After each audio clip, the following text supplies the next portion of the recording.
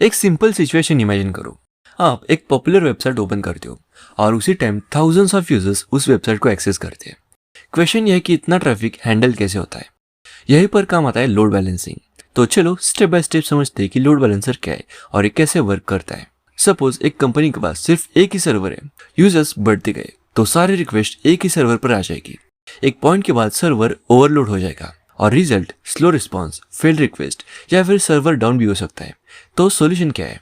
एक सर्वर के बजाय कंपनी मल्टीपल सर्वर्स यूज करती है, मतलब सर्वर 1, सर्वर 2 और सर्वर 3। अब ट्रैफिक डिवाइड हो जाता है, लेकिन क्वेश्चन ये है कि किस रिक्वेस्ट को किस सर्वर पर भेजना है। ये काम करता है लोड बैलेंसर। यूजर की रिक्वेस्ट पहले लोड बैलेंसर के पास जाती है।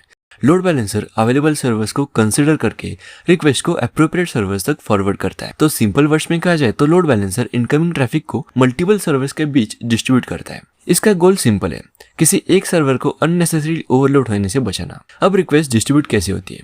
एक सिंपल मेथड यूज होती है, राउंड रॉबिन।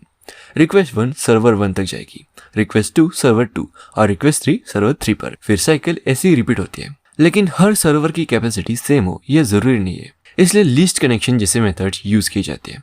लोड बैलेंसर देखता है कि कौन सा सर्वर कंपैरेटिवली लेस बिजी है और न्यू रिक्वेस्ट वह भेज सकता है। और सर्वर्स की कैपेसिटी डिफरेंट हो तो वेटेड राउटिंग जैसे मेथड्स यूज किए जाते हैं। पावरफुल सर्वर को ज्यादा ट्रैफिक और लेस पावरफुल सर्वर को कम ट्रैफिक।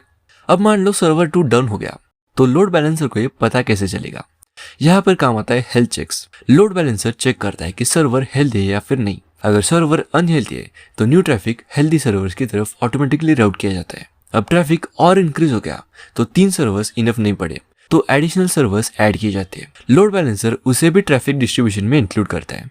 इस अप्रोच को हॉरिजॉन्टल स्केलिंग कहते हैं, यानी कि ट्रैफिक बढ़ने पर एडिशनल सर्वर्स ऐड किए जाते हैं। अब एक रियल एग्जांपल से समझते हैं। सपोज एक ई कॉमर्स वेबसाइट पर मैसिव सेल स्टार्ट होती है। Suddenly thousands of extra users add हो गए तो मल्टीपल सर्वर्स और लोड बैलेंसर के साथ ट्रैफिक डिस्ट्रीब्यूट किया जाता है। और डिमांड और बढ़े तो एडिशनल सर्वर ऐड किए जाते हैं। यूजर्स को वेबसाइट नॉर्मली वर्किंग दिखती है, लेकिन बैकग्राउंड में यह सब मैनेज होता है। तो सिंपल वर्ड्स में कहा जाए तो लोड बैलेंसिंग इनकमिंग ट्रैफिक को मल्टीपल सर्वर के बीच डिस्ट्रीब्यूट करना, इसी सिस्टम को ओवरलोड होने से बचाना, अवेलेबिलिटी इंप्रूव करना और ट्रैफिक के अकॉर्डिंग स्केल करने में हेल्प मिलती है।